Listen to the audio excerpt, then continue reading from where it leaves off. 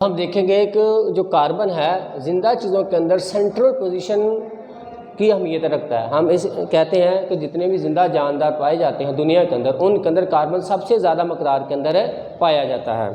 इसलिए हम कहते हैं जो कार्बन है वो स्केलेटन ऑफ लाइफ में, स्केलेटन ऑफ लाइफ, जो ज़िंदगी का स्केलेटन या ढांचा है उसके अंदर सेंट्रल पोजीशन रखता है। कौन है? कार्बन। यानी कार्बन सबसे ज़्यादा जिंदा चीज़ों के अंदर पाया जाता है। उसके बाद हम देखते हैं जो कार्बन है इसकी वैलेंसी 4 है, यानी ये 4 बांड बनाता है। इसलिए हम कहते हैं ये टेट्रावेलेंट एलिमेंट है, ये अपने चारों तरफ बांड बना सकता है। यानी कि ये अगर कार्बन है तो कार्बन अपना एक इधर बांड बना सकता है, एक इधर बांड बना सकता है, एक इधर बना सकता है और एक इधर बना सकता है। तो अपने चारों तरफ बांड बनाने की वजह से, इसकी वैलेंसी 4 होने की वजह से ये मुख्तलिफ़ किस्म के डिफरेंट वैरायटी के कम्प्लेक्स किस्म के कंपाउंड बनाता है और मुख्तलिफ़ जानदारों के अंदर इसके कंपाउंड बहुत ज़्यादा मकदार में पाए जाते हैं। उसके बाद हम कहते हैं कैटिनेशन। अगर कार्बन के एटम आपस में ही मिल के बहुत सारी लंबी चेन या स्ट्रक्चर बना देते हैं, फॉर एग्जाम्पल देखेंगे कार्बन का एक एटम, ये दूसरा, ये तीसरा, ये चौथा, बहुत सारे कार्बन के एटम आपस में ही मिलकर एक लंबी चेन बना देते हैं या ब्रांच चेन बना देते हैं, तो इस अमल को हम क्या नाम देते हैं? कैटिनेशन का। तो इसलिए हम कहते हैं कि ये कार्बन की खसूसियत है कि आपस में अगर इनकी सेल्फ लिंकेज हो जाती है तो इस अमल को हम कैटिनेशन का नाम देते हैं। उसके बाद नेक्स्ट आते हैं हम कम्प्लेक्स कंपाउंड्स। जो कार्बन है ये मुख्तलिफ़ कंपाउंड्स के साथ, मुख्तलिफ़ एलिमेंट्स के साथ मिल के क्या करता है? मुख्तलिफ़ किस्म के कंपाउंड बनाता है जो मुख्तलिफ़ लिविंग ऑर्गेनिज्म के अंदर पाए जाते हैं। ये किन किन एलिमेंट के साथ बांड बनाता है, उन एलिमेंट्स के मैंने की लिखी है। की क्या मैंने लिखी है? फून्स। फून्स यानी जो आप फ़ोन कॉल करते हैं उसके स्पेलिंग मैंने लिखे, इसकी मदद से आप याद कर सकते हैं इजीली कि कार्बन किन किन के साथ बांड बनाता है।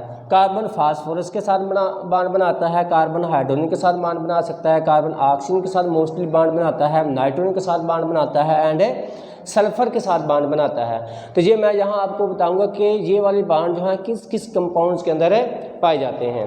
उसके बाद हम नेक्स्ट आते हैं, जब कार्बन इन मुख्तलिफ़ किस्म के एलिमेंट के साथ बाइंडिंग करता है तो कार्बन क्या करता है? फिर मुख्तलिफ़ किस्म के डिफरेंट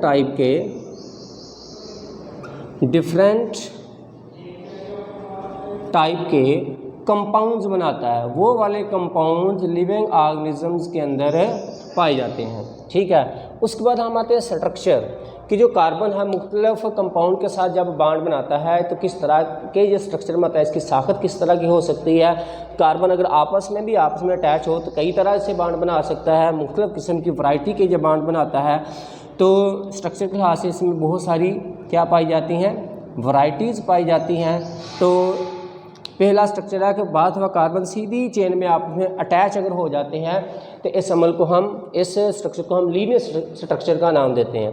नेक्स्ट है अगर कार्बन के एटम सीधी चेन के साथ साथ साइडों के साथ भी अटैच हो जाते हैं तो इस अमल को हम किसका नाम देते हैं? ब्रांच स्ट्रक्चर का नाम देते हैं। बाद दफ़ा कार्बन इस तरह से आपस में अटैच हो जाते हैं कि एक रिंग की शक्ल बना देते हैं तो इस स्ट्रक्चर को हम रिंग फार्मेशन का नाम देते हैं। नेक्स्ट देखें, मैं बताता हूं कि जो कार्बन है ये फास्फोरस के साथ अगर बांड बनाता है तो ये किन कंपाउंड के अंदर बांड पाया जाता है? ये डीएनए और आरएनए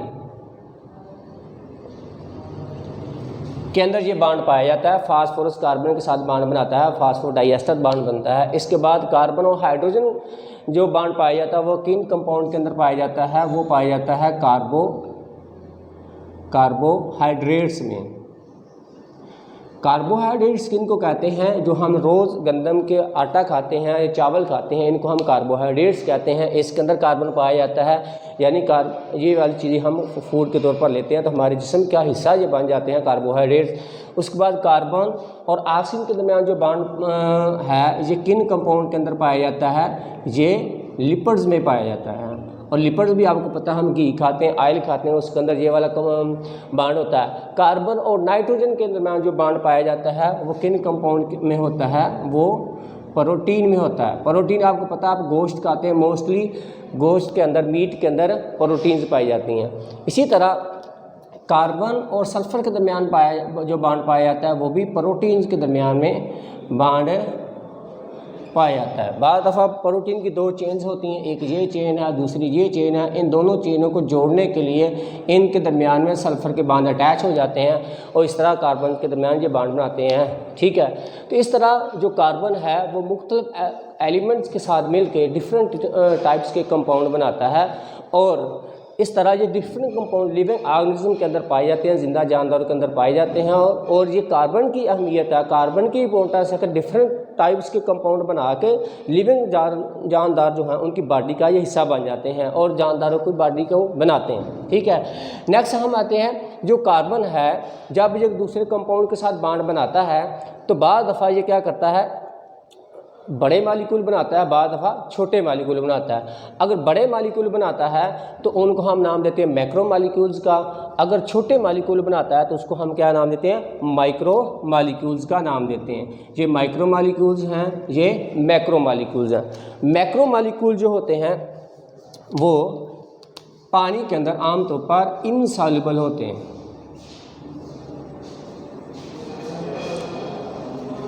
इनसॉल्युबल होते हैं।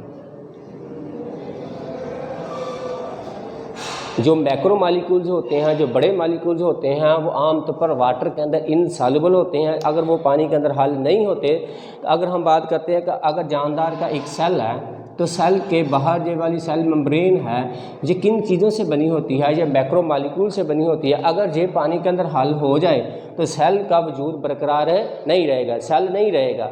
तो जो सेल है, सेल के बाहर वाली दीवार या सेल के अंदर बहुत सारी और भी ऑर्गेनेल्स पाई जाती हैं। तो इनको कौन बनाता है, मैक्रो मालिक्यूल्स बनाते हैं, बड़े मालिक्यूल बनाते हैं जो पानी के अंदर इनसॉल्युबल होते हैं। अगर वो पानी के अंदर हल हो जाए तो सेल डिज़ाल्व हो जाएगा, सेल ख़त्म हो जाएगा। मैक्रो मालिक्यूल की ये इंपॉर्टेंस है। ठीक, और मैक्रो मालिक्यूल को कौन बनाता है, कार्बन बनाता है। इसलिए हम कार्बन की इंपॉर्टेंस के तौर पर इसको स्टडी करते हैं।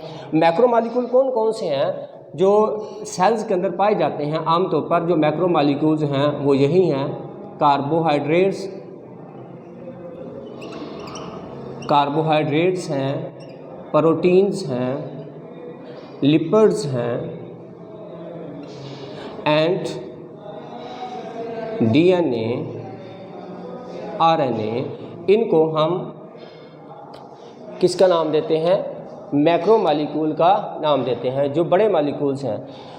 और ये वाले जो मालिक्यूल्स, बड़े मालिक्यूल जानदारों के अंदर पाए जाते हैं, ये असल में है सोर्स ऑफ बिल्डिंग मटेरियल, यानी कि लिविंग ऑर्गेनिज्म की जो बॉडी है इसके जिस्म को बनाते हैं। इसलिए हम इनको कहते हैं ये बिल्डिंग मटेरियल हैं। जिस तरह एक मकान है, ठीक है ना, वो ईंटों से मिलकर बनता है और मकान की जो इकाई है वो क्या है, ईंट है। इसी तरह हमारे जिस्म की जो इकाई है वो सेल है, सेल्स मिलके हमारा जिस्म बनता है। तो सेल्स को कौन बनाता है, ये मैक्रो मालिक्यूल बनाते हैं। इसलिए हम कहते हैं ये वाले जो मालिक्यूल्स हैं ये सोर्स ऑफ बिल्डिंग मटेरियल हैं, ये हमारे जिस्म को बनाते हैं। ठीक है, इसलिए हम कहते हैं कि मैक्रो मालिक्यूल हमारे जिस्म को, बॉडी मास को बनाते हैं, हमारे बॉडी मास को ये बनाते हैं।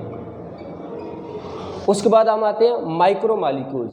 माइक्रो मालिक्यूल किनको कहते हैं, जो मालिक्यूल छोटे होते हैं, जिनका मालिक्यूलर वेट क्या होता है, स्मॉल होता है, यानी स्मॉलर मालिक्यूल्स को हम कहते हैं।